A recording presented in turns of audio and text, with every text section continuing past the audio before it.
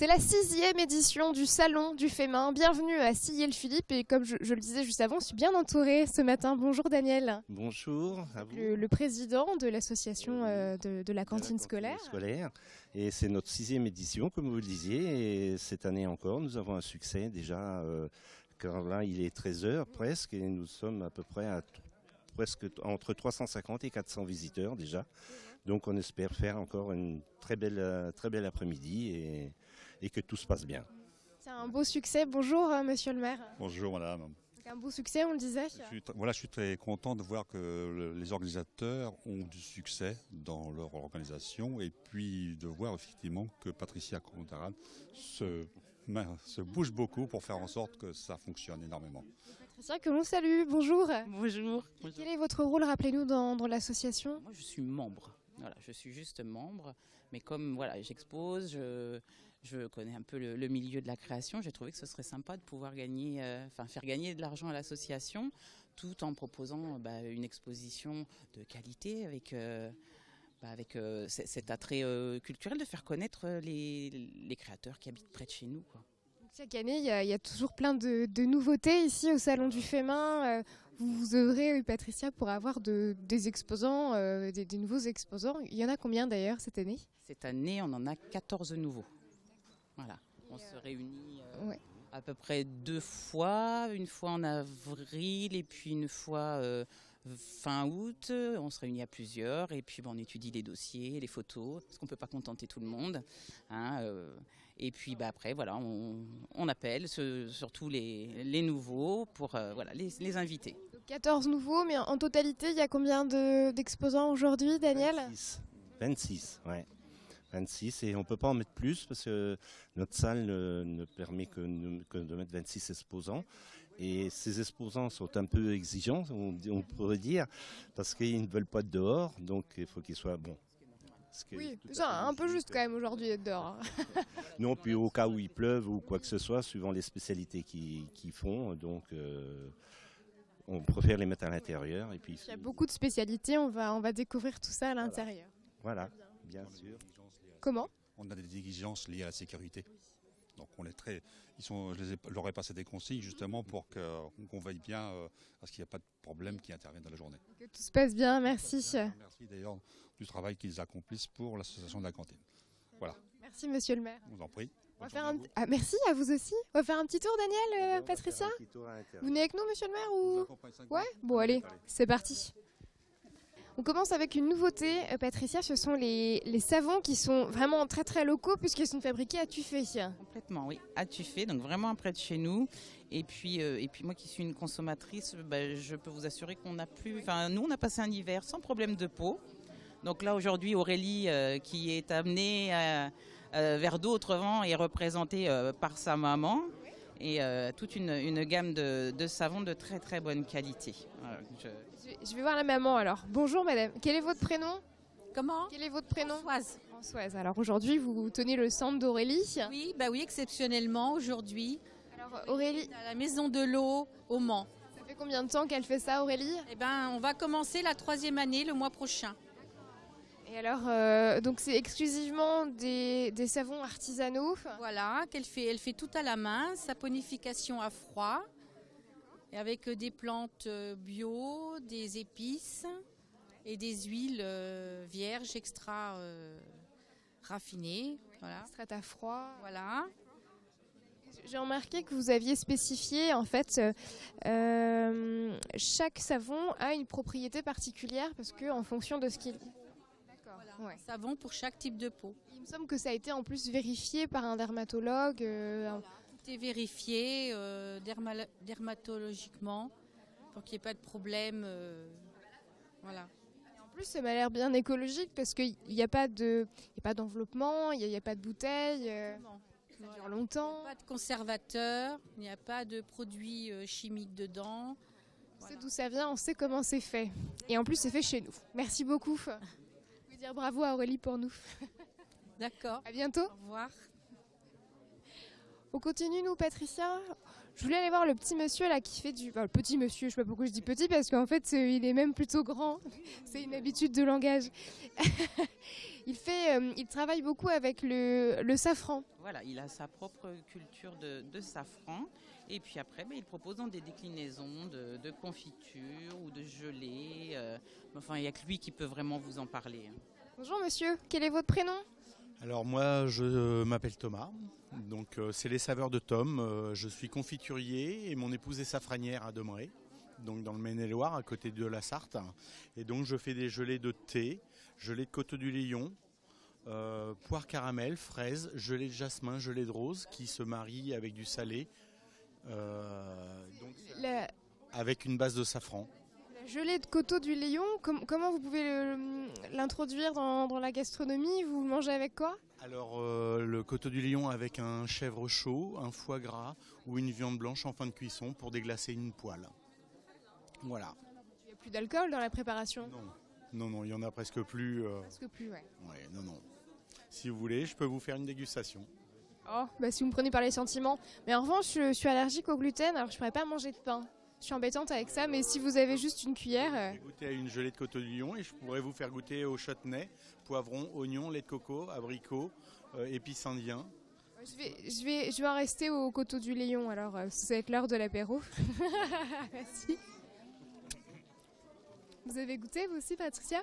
Moi, je suis devenue addict. Attendez, je vous donne le micro. Je suis devenue addict, il m'a contaminée et j'explose mon dextro à chaque fois que je le croise. C'est très bon. Ouais, c'est très gourmand. C'est vrai que le goût du coton est très, très subtil. Merci beaucoup Thomas. Merci. On va continuer ensemble. Bonjour monsieur, quel est votre prénom ? Michel. Michel. Alors Michel, comme ça vous faites des 2 chevaux en chocolat vous ?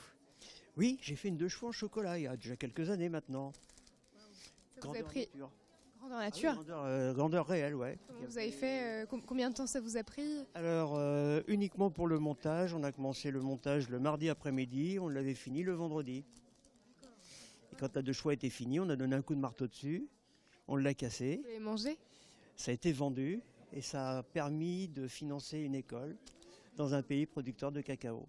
Donc c'était une belle action en même temps. Oui, en plus c'était pour la bonne cause. Waouh, je suis impressionnée. Et le chocolat, c'est votre métier ? Oui, parce que pendant 23 ans, j'ai été professeur de chocolaterie au CFA au Mans. Mais comment vous faites pour ne pas en manger toute la journée ? C'est toujours la question que je me pose. J'en mange quand même, mais bien sûr que oui. Mais vous mettez ça où alors ? Voilà, là. Parce que le chocolat, contrairement à ce que l'on dit, ça ne fait pas grossir. Ben non, le noir à 70%, oui, je suis bien d'accord avec vous. Voilà. Donc là, je suis sur du chocolat noir à 70% de cacao. Donc du chocolat qui est quand même relativement fort en cacao. Mais c'est pas pour autant que ce soit un chocolat amer. Parce que souvent, on pense que le chocolat fort en cacao, c'est un chocolat amer, alors qu'on peut trouver des chocolats à 53%, par exemple, qui vont être relativement amers. Et ce qui fait l'amertume du cacao, c'est en fin de compte, c'est la variété de cacao qu'on utilise au départ. Voilà. Merci beaucoup. Merci Mylène. À bientôt. On continue, Patricia. On change, pardon les enfants, complètement d'univers. Oui, Michel, je reviens vous voir. Pourquoi je dois revenir ? Au chocolat. Ah bah si vous me prenez par les sentiments, je dis pas non. C'est une très bonne technique. Hein. Ouais. Oh bah c'est facile de m'attraper avec du chocolat. Alors je voulais vous montrer le home staging. J'ai oublié le prénom de la personne. Et en plus elle est très locale parce qu'elle vient de Sillé. Elle vient de Sillé, oui. Elisabeth Etiambre qui fait du relooking de meubles et puis qui a beaucoup de talent, qu'on va couper, ma pauvre, en plein milieu de son petit repas. Mais de toute façon, on arrive toujours... Oui, mais bon, elle va mieux parler que moi de ce qu'elle fait. Bonjour, Elisabeth. Bonjour. Vous allez bien ? Très bien, très bien. J'ai en plein repas, mais c'est pour la bonne cause. Il n'y a pas de souci. Alors, vous faites du relooking, j'ai appelé ça aussi du home staging, c'est un autre nom. En quelque sorte, oui, c'est un petit peu la même chose, sauf que le home staging, on s'occupe de la maison en entier. D'accord. Plus particulièrement des objets et des meubles. Voilà. Pas la même chose alors. C'est un petit peu différent, mais ça fait partie un petit peu du home staging. Si on veut récupérer des meubles et changer la couleur, ça fait un peu partie du home staging. Ouais. Qu'est-ce que vous faites Je vois des bocaux que vous avez transformés. Voilà, le principe, c'est de prendre des objets du quotidien que l'on a chez soi, soit des meubles, soit des bocaux classiques, et de leur redonner une seconde vie. Parce que souvent, on a des choses qu'on n'aime plus trop au niveau des couleurs. Donc, grâce aux peintures là, que je commercialise un petit peu aussi sous forme de réunion, ça permet de relooker des tas de choses du quotidien. Très joli en tout cas. Dans le but de garder, de ne pas jeter et de donner une seconde vie aux objets. C'est une démarche assez économique, écologique aussi. Complètement dans l'air du temps, oui. Ouais, grâce à ces produits. En plus, ce sont des peintures qui font aussi attention à l'environnement, donc c'est important. Ouais. Merci beaucoup Elisabeth. Merci beaucoup à vous. À bientôt. Patricia, je vous retrouve. Il y a une autre salle qui est derrière nous et il y a une personne qui nous attend pour une démonstration de... Elle est fileuse sur verre. Très bien. Et ben voilà, on y va ? Ah oui, avec plaisir. Alors, ça a déjà commencé, on arrive à pic. Le prénom de madame, c'est ? Pauline. Pauline, merci. Bonjour Pauline, vous allez bien ? Oui. De belles lunettes. Merci.